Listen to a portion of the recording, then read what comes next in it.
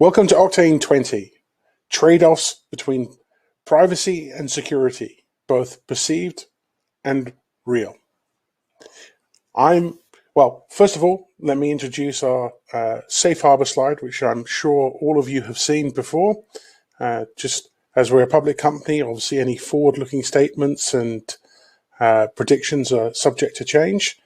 I won't read the whole thing, but if you wish to review it later on, you can see this offline.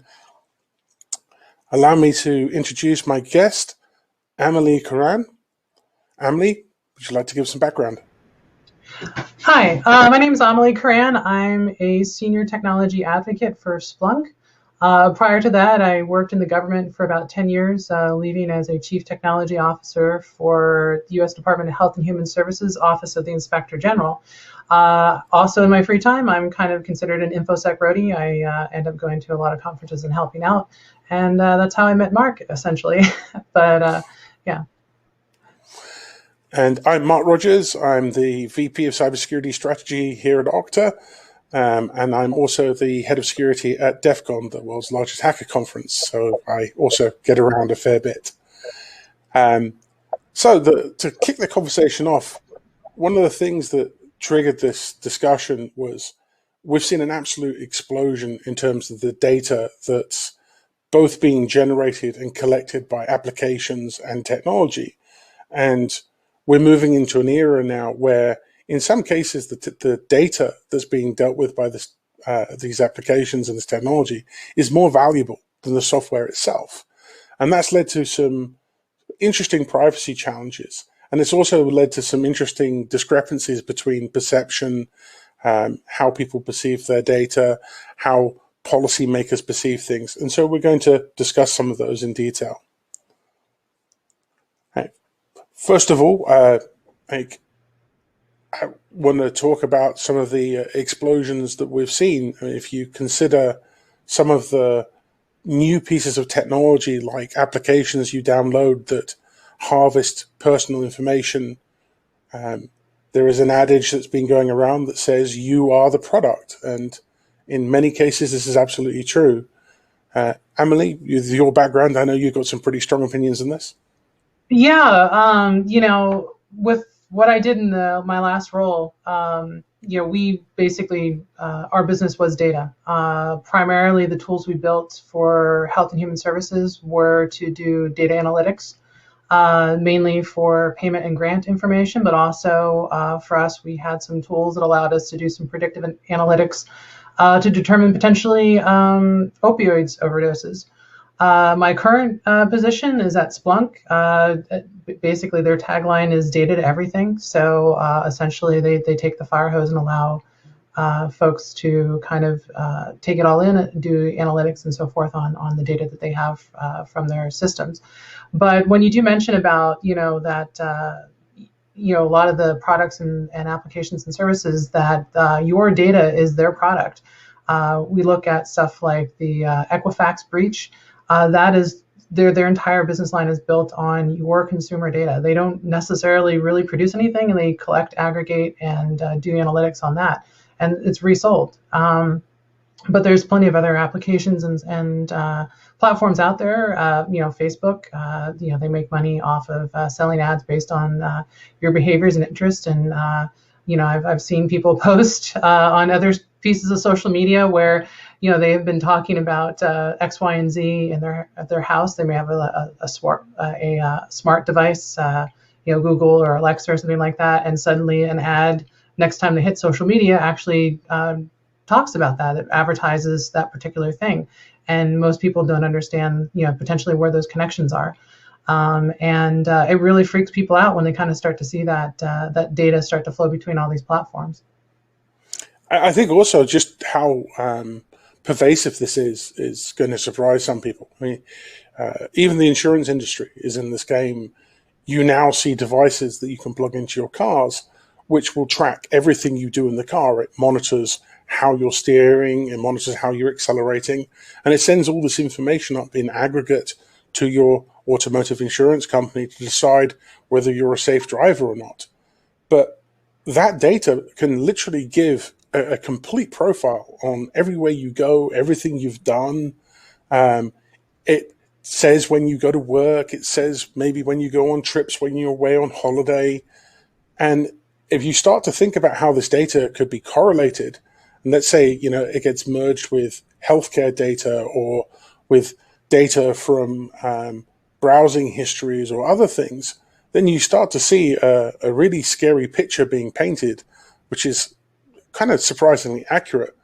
And it puts vendors in a very difficult challenge because the temptation to use this is immense. It's incredibly valuable, but the privacy invasion risks are huge. Yeah, as you mentioned that, I've worked both, in the private and public sector, and the big thing on the public sector side was the OPM breach, and that was personnel information from government employees. Many years before that, I was a incident responder, incident handler, and threat hunter for a federally funded research and development group, and that's where I kind of learned about data mosaicing.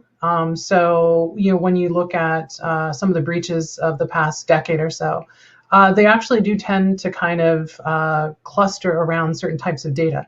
And whoever is getting their hands on that is basically saying, all right, well, the next amount of potential attacks that I want, this is the gap I'm trying to fill.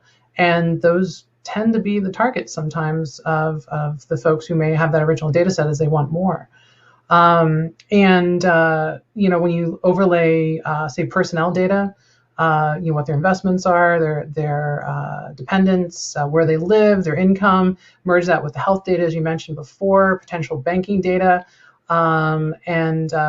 basically other data, you start to get a fuller picture of potentially, if you're looking at espionage, what your target is, or if you're actually trying to get into something that this person potentially has access to.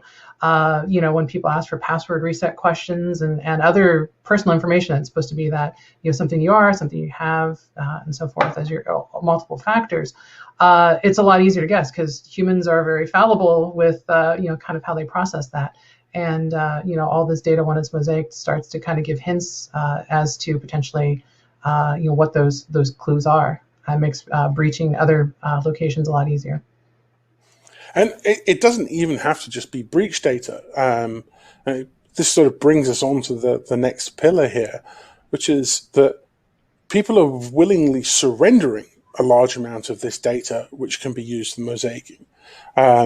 If you talk about things like applications such as FaceApp, for example, where people would volunteer to give their face information, have it uploaded to a company which was which was on the face of it owned by a Russian organization, collecting metadata from that, validation of those images, potentially collecting other information based on the preference settings that the app had. People are surrendering this data, and they're surrendering it because they don't have any real perception of the value of that data. When I talk to people, but on both sides of the fence, both consumers and also technology experts inside companies, frequently the response I get is, well, but this data is public already. I can get it from Facebook. But what they don't get is there's a vast difference between having to scrape data from individual accounts where you have to do it one by one, or you have to maybe establish a friend relationship to get access to it, and opening up a giant net and having people throw that data to you for nothing. Data is valuable, and sometimes even the simplest piece of data can be incredibly valuable, but that perception is just not out there. Yeah, and in the case of something like FaceApp or some of these quiz apps or anything that essentially requires consumer or personal interaction, one of the biggest challenges when I speak about data ingestion and use is data quality. When you can correlate that to another trusted data set, or in the case of stuff like FaceApp or any of these other applications, it's the user that's verifying that this information is correct. So it's less work on potentially the people who are collecting it to know that this is either a valid data set as a whole, or this piece of information that is being verified by the person that essentially gave it up or is willing to do that match.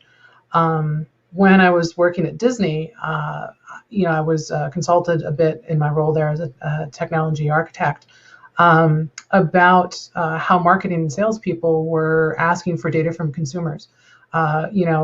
Salespeople tend to kind of love to have everything they can have about a particular user. The challenge with that is that it puts the onus on the organization to store it and protect it. But also, if that does get breached or lost or mishandled or used in a less than savory manner, either intentionally or unintentionally, that it starts to erode the trust between that consumer and the organization that they gave the data up to.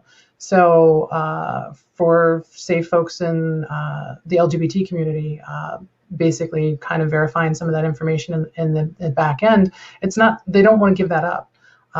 Sometimes there's history to it and whatnot. So it's consulting with folks who are asking for the data to say, what is the absolute minimum that you honestly need to do your job? We're really good at hoarding data or collecting everything, thinking that, somewhere down the road we may end up needing it or using it, but we don't really kind of ask those questions up front. And on the consumer side, we're more than, as you mentioned before, about like the insurance side. Oh, if I can get a 5% discount on my insurance, how much am I willing to kind of give up for that benefit? And not realizing that, say, that insurance company has a relationship with another company, who has a relationship with another company, and that kind of gets passed on. So what you got as a 5% discount ends up being magnified for folks who may end up using it down the road. And you've just, your personal value on that is at a level, but they value that more. So they'll find that way to kind of basically resell it, and you don't understand where that sits, and you don't understand how those people are protecting that data. Yeah, if you look at a lot of the apps that are in app stores, you'll see that almost all of the cheap apps will request large amounts of data. In some cases, they'll request more data than they're even using. And the only protection you typically have is whether or not you select the controls. But we know most users will select yes because they're either driven by fear of missing out, or they want to play the game and these annoying questions are in the way, so they'll answer them. Or they're protected by an end user license agreement. But the challenge with the end user license agreements is they're not set in stone. You can buy an IoT device, put it in your house, and there can be promises that they're not going to use any of the data exhaust that's coming off of this, any of the metrics like its ability to track your movements around your house, or when you switch things like your thermostat on, all of which can be used to tell when you're home and when you're not, and other more personal things. And then later on, they can just change that. And because you've already got the device, you may not even see the change to EULA, or the device may get sold to somebody else who has much more nefarious purposes. We've seen that in the software industry with things like Google Chrome extensions and other software pieces that get sold, and they get sold to people who just want access to the users and their data rather than the software itself. Do you see any sort of defenses against this sort of stuff? It's challenging because there's policies that can happen. You can do that at the governmental level. You can do trade industries, just kind of best practices. Also as well, better education of users. That's always the big challenge is, we can sit in these tech conferences and wax poetic about, well, we can put this control in, or we can kind of wrap these defenses around it, but, you can't stop a user from clicking. As you mentioned before about their desire to go and download this app, this fear of missing out, the FOMO, or the fact that there's just a need for it. So they'll click through one of these click wrap licenses that, with the EULA that may get changed. Or, when I was working at Interior, we were just adopting mobile technologies, and we would install these apps. And as you mentioned, they would request, X, Y, and Z plus A, B, C, D, NMLP access to the device, the data, other connections to apps. And your average user, your peers, your mom, your dad, grandmother, friends, or whatever, they're, the knowledge for them to know like what all that means is very high. So, how do we as developers for applications and software make it more user friendly, but also, begin to develop software and applications and devices that, kind of understand where they're getting deployed and who the end users are. And there's a human factors or user experience aspect to proper data handling. But then, as we get our Gen Zs up and everything like that, who are going through school or leaving school now, you're hoping that while they were in the educational funnel, that there was some, kind of, best data citizen type kind of training that goes in there, that, hey, you shouldn't just willy-nilly give out your data or click on everything just because you want this. Yep. For me, one of the policies that I'm sort of most, fond of is GDPR, because while GDPR was both the most effective, I think, data control policy that has come out in recent times, it also had a secondary effect in that it caused a lot of companies to take a look at the data they were holding. And the organization I was in when this happened discovered all sorts of data stores that were all over the network. They were, in some cases, aware of. In some cases, well, people had moved on, things had changed, and they weren't really aware of. And so there was these little piles of data that weren't being properly maintained. There was no real good data stewardship going on. Someone wasn't purging it or anything like that. And finding them and removing them was a great thing, because if you look at some of the big breaches that have happened, there have been things like third-party companies subcontracting data processing to major companies, storing that data in an open Amazon S3 bucket, or storing it on an exposed SQL database or something that then gets pulled down. And generally, it's not the third-party company that ends up having all the pain. It's the actual owner of the data and their customers. And recovering brand trust from something like that is hard. So GDPR was great in finding that. We need more tools like that, but it's challenging, because the last thing I want to see is every single country producing a different set of regulations that we have to comply with, because that's just going to make our lives almost impossible. Yeah, you kind of mentioned about that, coming from the public sector, we had a great driver for us when we did our own kind of data hunting exercise, was FOIA, the Freedom of Information Act. That puts federal entities at a high risk if you have data around there that's beyond the record retention policies. For the Inspector General's office where I worked, it's almost by culture that they wanted to keep multiple copies of the data around, because I think it was the yellow or purple book that they used for all this was written back in 1976. There was no concept of large data stores, and they've updated it since then, but it still hasn't necessarily kind of entered the digital world. And for us as technologists, we were trying to update our policies around it. We were trying to push people to not make copies. So we, created, data storage locations, whether it be a data lake that they could just dump all of it in there and do derivative analysis on, just to try to consolidate it so that we can actually protect it. Conversely, as you mentioned, like GDPR, when I talk about, best practices for organizations as they go and try to secure them, and this could be beyond data, is look for the highest low bar, I guess is the best way to say it, which is look for a standard that will get you compliant and at least along the right path that is the highest low bar across every place that you're doing business. So with GDPR, that should cover you in Europe and a couple other places that kind of derive from that. And while it may not necessarily totally apply in the US, I mean, there's companies obviously that do stuff globally. We have our own policies and laws and other issues here, is to at least strive for that, because everything, if there's a best practice for doing something that's below GDPR, well, do GDPR, because then you've got all the other ones covered. So there's that. And as you mentioned too about every country potentially doing their own policies and laws on this, I recently participated in international policymaking or review of some stuff over in Paris.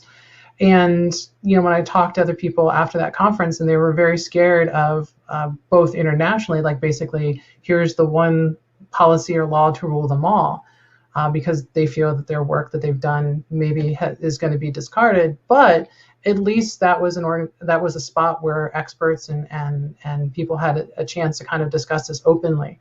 There's not a lot of that sometimes that goes on. We tend to kind of silo ourselves in some of these discussions. So I think more coordination and cooperation can kind of benefit us in this way. I completely agree. I think the gaps are going to be the biggest challenge. Given the globalization of a lot of these applications and the software industry as a whole, you don't know where your data is going to end up. And sometimes even where you think it's going to end up isn't where it's going to end up. Just because the application is from a company that's registered in America doesn't mean they're not storing their data in Russia or China or some other country which doesn't have equivalent privacy laws that we can rely on. The differences between the privacy laws themselves cause immense problems. It means, as a user, if your data gets out there and you want to do something about it, it's incredibly difficult to take action and push across an international boundary. It's difficult for law enforcement, let alone consumers. And somehow I think we have to work as a global community to close these gaps. Until then, I think it's down to each country to try and behave responsibly, and for us in the West and in the more technology-driven countries, especially in the East as well, to come up with responsible technology policies and to build technology that protects some of this. Sorry, go on.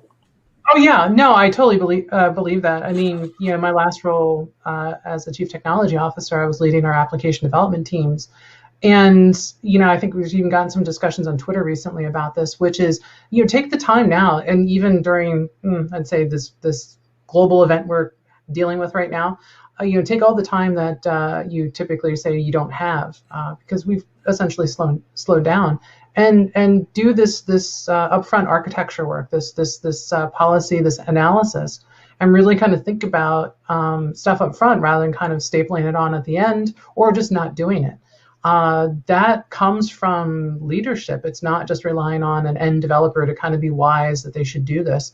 This needs to be driven from the top. Your CIOs, your CTOs, chief operating officers, even the CEO. Should send a strong message about how they value their relationship with their customers and consumers, how they value the policies and laws that they adhere to, but also how they treat the data that they've been entrusted with internally.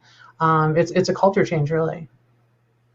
Actually, I was just thinking this current situation with all of our conferences now moving to online versions. One of my favorite security conferences, CanSec West, just operated with, I think they had like a handful of people physically, but almost the entire audience was online. And I wonder if that's going to change some of this. And I see this as a good thing. But again, I also then think about, here we go again. Here's another set of data that's going to be collected about who's doing what and what they're doing, and it's becoming much more accessible, and it's being distributed and stored in so many more places. The other interesting thing about this current climate is there's been so much interesting collaboration going on. There are groups springing up to solve problems, both on the medical side of things and on the cybersecurity side of things.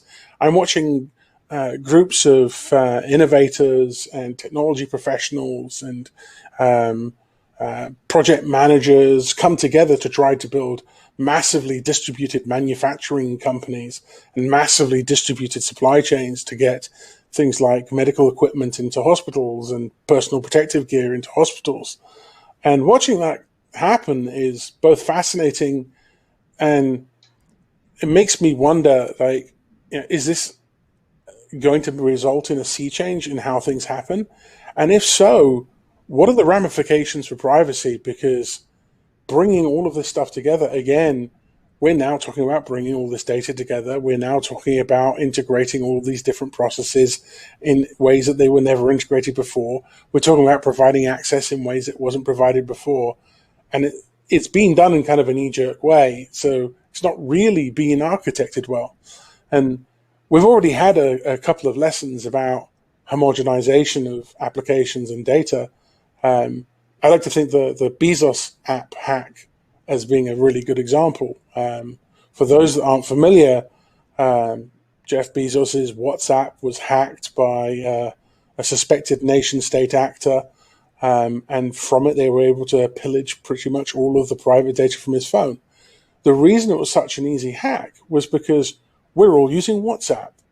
And so now a single vulnerability in a single application can compromise millions of phones. And because we've given that app permission to access all these data stores across all of our device repositories, once you compromise it, you get access. Previously, if you wanted to pop a phone, you would have to use a multi-stage exploit. Like you'd have to come up with a way to break into the phone, maybe a way to break out of a sandbox, maybe a way to do a privilege escalation. Now, you just need to find the right app, break it, and get all the data. And it's simplified and at the same time eroded 20 years of mobile security development.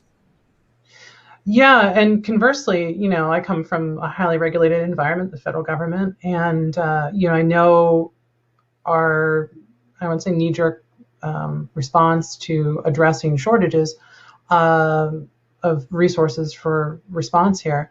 But hearing that aspects of the Health and Information Privacy Act, the HIPAA Act, is kind of being thrown by the wayside to allow for things like telemedicine. I did a thought exercise with somebody from Berkeley on this, on, of course, Signal, another secure communications channel. But they asked me about like what I thought about this being the HIPAA requirements being kind of given a waiver for this time period. And I said, well, you have to understand like the whole of the problem. Like, so you're now then allowing someone potentially from outside a licensure area. So everything's licensed by the state. So if they go across state lines, that information, travels that way. They may potentially be using an application that wasn't certified by the FDA or anybody else who's involved with that. So there's all these regulations that are built up. And then you look at some of the ancillary stuff where potentially, since now telemedicine has, you've opened this Pandora's box to allow this to happen, insurers may start to look at both malpractice, basically raising the rates for doctors, but conversely, the consumer insurance, they will keep their rates now that any doctor essentially can practice across state lines, keep the insurance premiums at the highest rate for the highest level state. So say Rhode Island has a high insurance premium for personal use and there's a doctor that practices there, they will raise that for everybody. So when you kind of start to see regulations that are in place that have been built around protection of consumer data, and what we've done just without taking a moment to potentially kind of think of the cascade, these are the things that we're going to start to see happen a couple months down the road, is now that people can basically say, well, we did it during this period of time, what's keeping us from moving that forward? And health is just one aspect. There's stuff, as you mentioned, about the supply chain. There's probably things regarding banking. All these things we've kind of given up. Locally here, talking about alcohol distribution, going by the wayside of the prohibition area 3-tier distribution model. That's all been dropped. And having people maybe think about like, well, this worked, but what didn't work about it? Everyone's going to kind of look on the high side as like, okay, this worked, this created this convenience, much like it is, downloading an app. We don't, look at the EULA and the data use agreement. This is this whole other thing. What have we now opened and started allowing to happen? And getting people to kind of like tap on the brake a little bit and think about it before they move forward. I couldn't agree more. As many people out there familiar with me will know, I'm a white hat hacker, and I like to break things, and so that gives me an interesting perspective into stuff. I've seen inside some modern motor vehicles, and the volume of data that is being transmitted to central locations in some cases very insecure ways is kind of terrifying. And it gives me the indication that people aren't really thinking at this point as hard as they should be. So anyway, I was actually thinking, now that we've scared everybody and given them the kind of the nightmare landscape that we're facing, Right. maybe some light and possibly some advice to folks out there on how they can stay safe, because I do see some immense positives in all of this.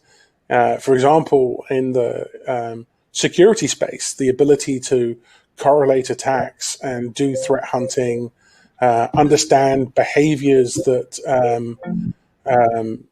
certain criminals are doing, all of which are massively empowered by the data that we're able to get. The challenge, obviously, is making sure that data is collected and handled in a responsible way.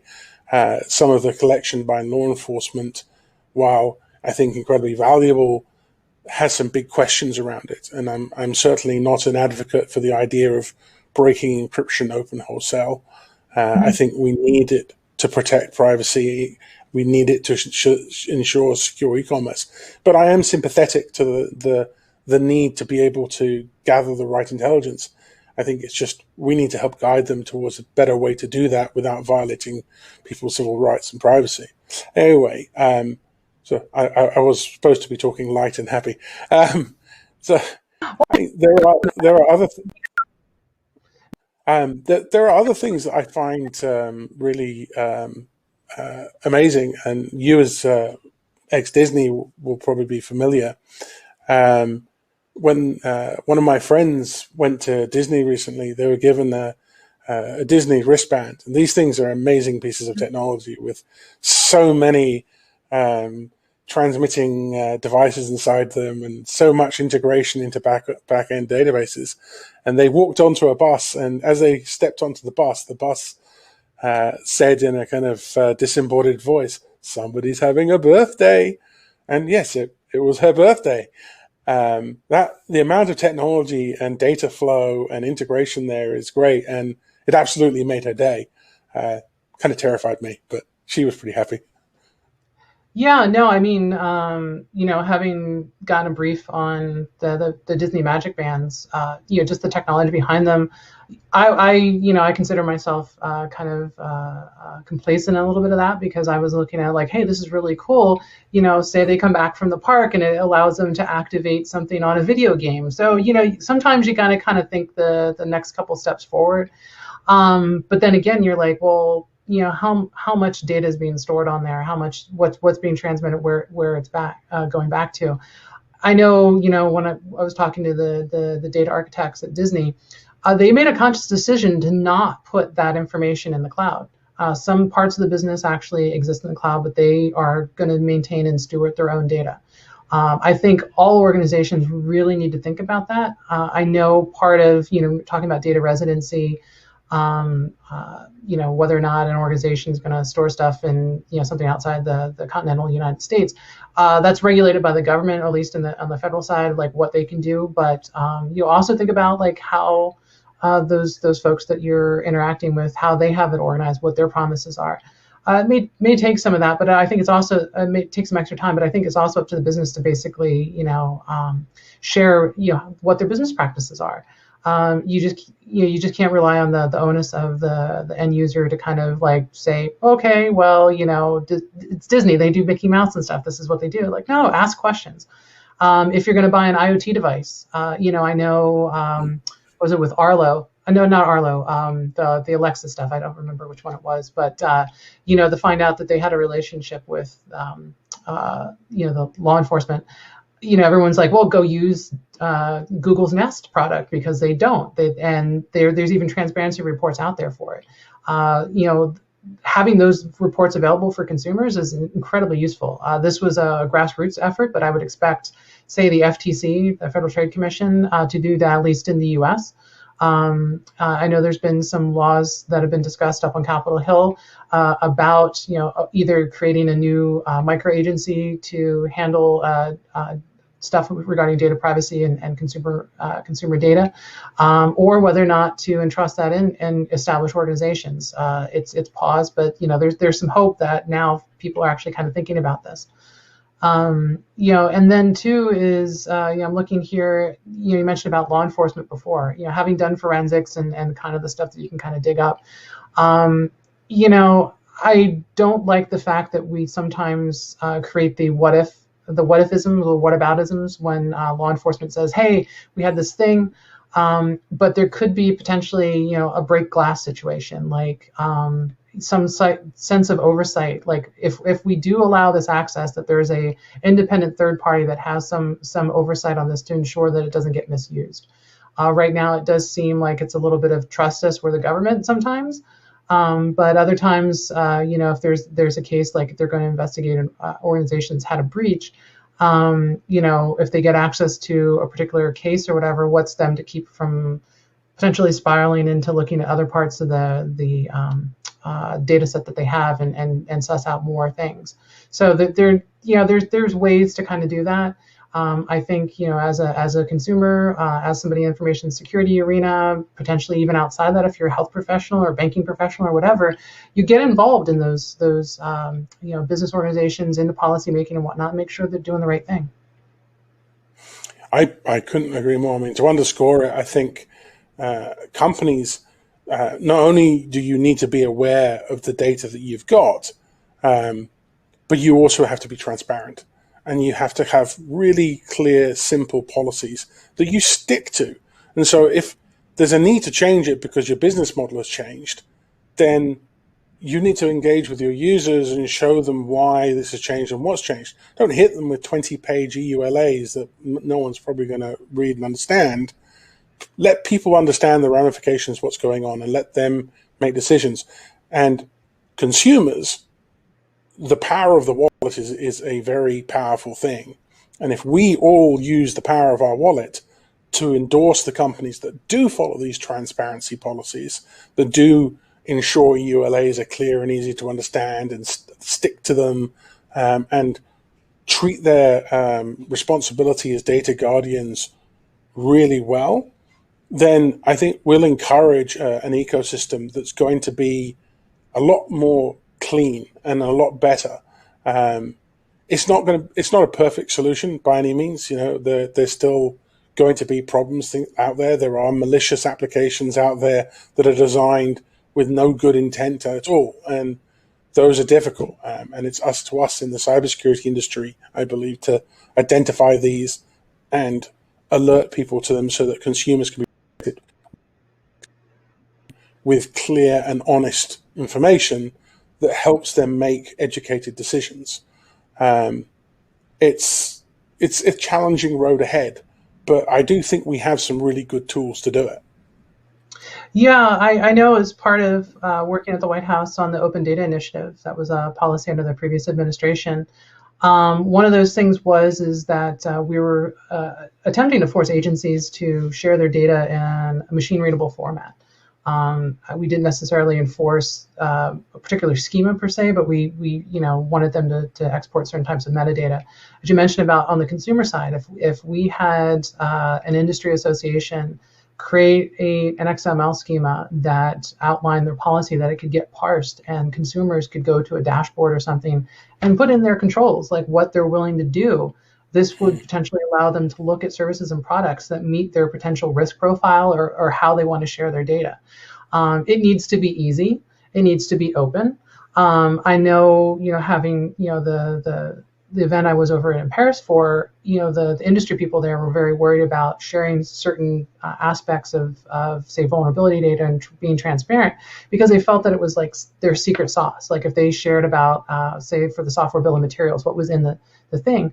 I equated it to like the KFC model. So you know that there's a secret recipe and it has all these ingredients, but the trade secret, the intellectual property, is in what proportions. So I don't care that you've used onion salt or celery salt or MSG in it and you have that certain amount, but knowing that it's in there, people can make informed decisions. And that's one of the reasons why, at the SBOM was put in it, there should be a similar type of data thing. Like, if this app or this service uses a birth date or an address or some other personal identifiable information or geolocation, that should allow them to basically either choose to exclude it from being in there very easily or be able to view which ones don't use that and can still provide a similar service.